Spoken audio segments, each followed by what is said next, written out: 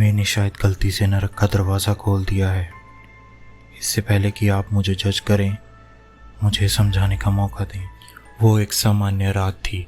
नदी की ठंडी हवा सड़क पर गिरे पत्तों को यहाँ वहाँ बिखेर रही थी। घरों की चिमनी से निकलते धुएं ने हवा में जलती हुई लकड़ी की सुगंध को भर दिया था। मेरी दोस्त समैंथा सड़क के किनारे मेरा इंतज़ार कर रही थी, जहाँ एक मंद स्ट्रीट लाइट उसके ऊपर झिलमिला रही थी। अरे तुम्हें आने में इतना टाइम क्यों लगा? समैंथा बोली। सॉरी यार, मुझे टॉमी को खाना देना था निकलने से पहले। मैंने कहा। वो बिल्ली अभी तक जिंदा है? समैंथा अपने बालों को बांधते हुए बात का मजाक बना रही थी। चलो हमें चलना चाहिए। ब्रैड ने कहा था कि पार्क रेंजर संडे को गश्त पर नहीं होते। हमने शहर की मेन सड़क से अपना रास्ता बनाया। चलते चलते हमारे पैरों के नीचे सूखे पत्ते और टाहनियाँ कुचल हो रहे थे। उस रात सिर्फ कुछ गाड़ियों के सिवा बाकी पूरी सड़क वीरान पड़ी थी। जैसे ही हम पार्क पहुंचे, मैंने यहाँ वहाँ नजर डाली, ये देखने के लिए कि किसी पार्क रेंजर का कोई ट्रक तो नहीं है। पूरी जगह एकदम सुनसान पड़ी थी, ब्रैड के सिवा। उसे भी जिंदा कहना मुश्किल ही है। सच में इतना सूखा इंसान मैंने ज़िंदगी में कभी नहीं देखा था। ब्रैड ने हाथ हिलाकर हमें अपनी ओर आने का इशारा किया। वो एक कचरे के डिब्बे के पीछे छिपा था। समैंथा और मैं उसके पास चले गए। यार इतना टाइम क्यों लग गया तुम दोनों को? ब्रैड ने पूछा। टॉमी, समैंथा बोली। यार वो बिल्ली अभी तक जिंदा है? ब्रैड ने बोलते हुए अपना सिर हिलाया और पूछा। यार बोल्ट कटर कहाँ है? क्या तुम उसे लाए हो? हाँ बिल्कुल। समैंथा ने बोलते हुए अपने बैग से बोल्ट कटर निकाला और ब्रैड को दे दिया। एक मिनट, क्या हम दरवाज़ा तोड़ के अंदर घुस रहे हैं? मैंने कहा और गौर किया। मेरी आवाज़ घबराहट के कारण फट रही थी।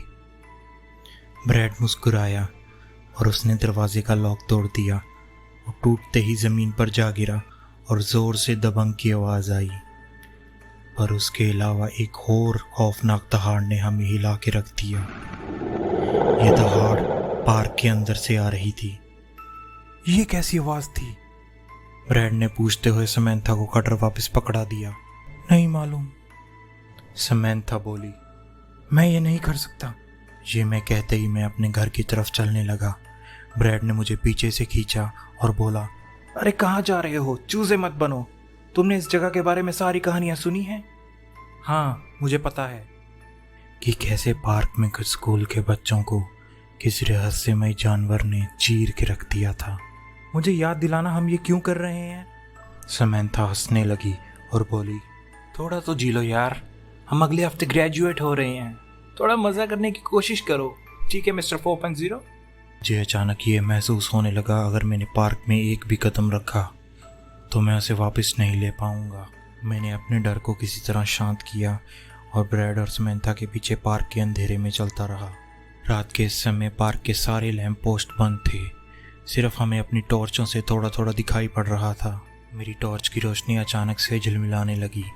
एक अजीब से कोहरे ने हमारे पैरों के नीचे नम घास को ढक दिया था। जैसे ही हम चलते जा रहे थे, नमी किसी तरह मेरे मुंह तक पहुंच गई थी और हवा में एक अजीब सी मरे हुए जानवर की दुर्गंध भी आने लगी थी। ब्रैड ने किसी पुरानी बिल्डिंग की तरफ टॉर्च की रोशनी करते हुए बोला, ये रहा।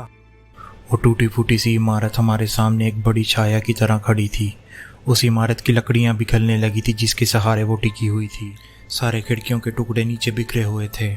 सिर्फ उस इमारत का एक दरवाज़ा ही मजबूत था, जिसे खोलने के लिए हमें कुछ प्रयास करने पड़े।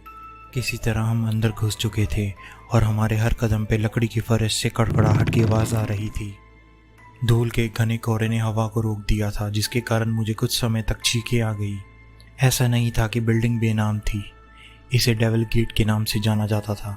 इसे ये नाम कुछ साल पहले ही मिला था, जब एक मूर्ख स्कूल के बच्चों का समूह बिना बताए इमारत में घुस गया था और उन्होंने इमारत में रात शराब पीने और धूम्रपान करने में बिताई। और उनमें से एक लड़के को इमारत के तहखाने में जाना बहुत समझदारी लगी, पर वो कभी वापस नहीं आ सका।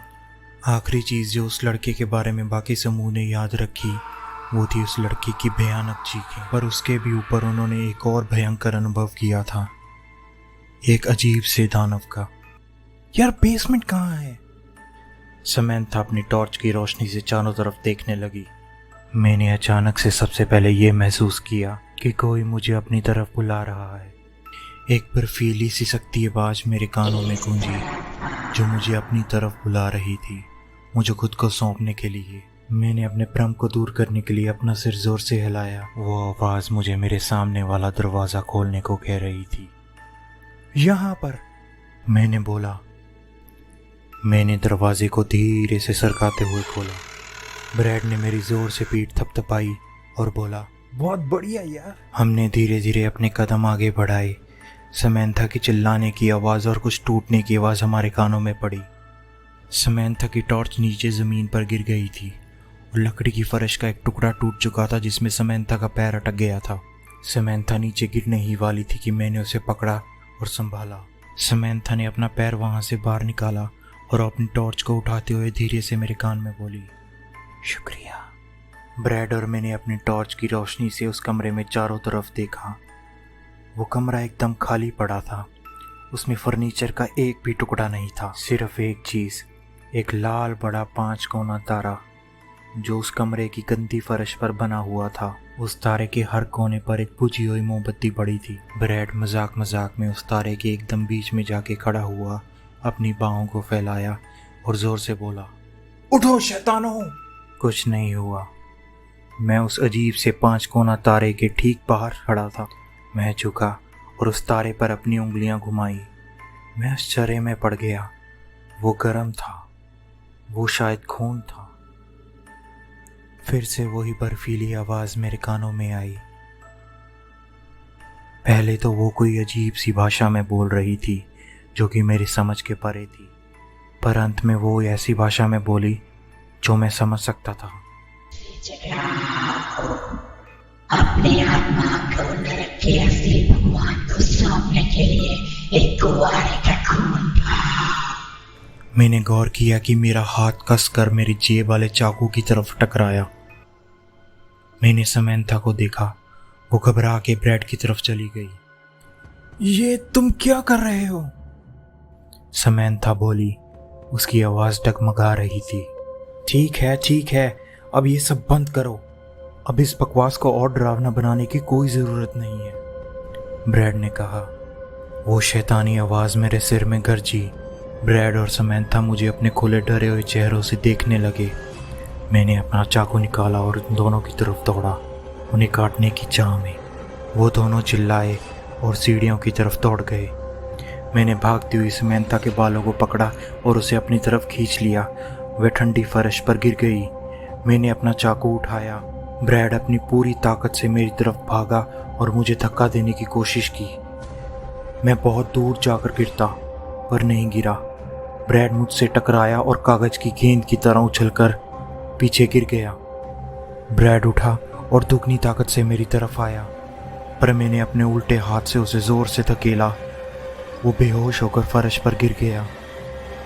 समैंथा चीखी और चिल्लाई और मेरे हाथों को खरोंचने लगी। मैंने उसका सिर अपनी आंखों तक ऊपर उठा लिया। मेरे मुंह से अजीब सी आवाज़ें आ रही थी। मैंने चाकू उसके गले पर रखा। तभी मेरी नज़र अचानक उसके गले में लटके ताबीज़ की तरफ गई। मेरी आंखें पानी की तरह उबल रही थी। मैं दर्द से बेहाल हो गया था, लेकिन अचानक से ये सब कुछ ठीक हो गया। जैसे ही समैंथा मुझसे अपने आप को छुड़ाकर भाग गई, समैंथा ब्रैड की तरफ गई और पागलों की तरह रोते हुए उसे जोर से हिलाकर जगाने की कोशिश करने लगी। चाकू मेरे हाथ में एक बार फिर से जकड़ गया था। मेरे कदम समैंथा और मेरी बीच की दूरी को कम करने लगे। वो जोर से चिल्लाई और अपनी पाँवों के सहारे खुद को बचाने की कोशिश करने लगी, पर मैंने चाकू से अपने आप को चीर दिया। खून की एक गर्म धारा निकली। समैंथा मुझे आश्चर्य से देखने लगी। मैं उस 5 कोने तारे के एकदम बीच में अपने घुटनों के बल गिर गया। मेरी टांगों से बहुत खून बह रहा था। भाग जाओ, मैं चिल्लाया, अब इससे पहले कि वो फिर से वापस आ जाए। उस कमरे में हजारों तड़पती आत्माएं चीखने लगी। उस 5 कोने तारे से लाल लपटें निकल रही थी। किसी तरह कोशिश करके समैंथा ने ब्रैड की बाहों को अपने कंधे पर रखा।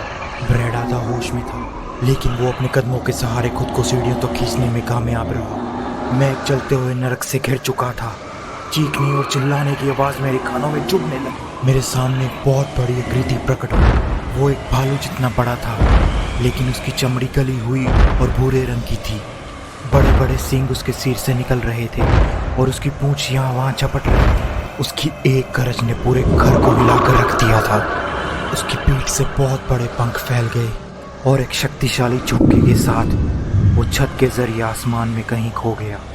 उस 5 कोना तारा की आकृति से बहुत बड़े बड़े और बहुत सारे गले हुए हाथ बाहर निकल रहे थे। मेरी रूह कांप गई उस दृश्य को देखकर। मेरे मन में बस एक ही बात आई, मुझे माफ कर देना, मैंने शायद नरक का द्वार खोल दिया है।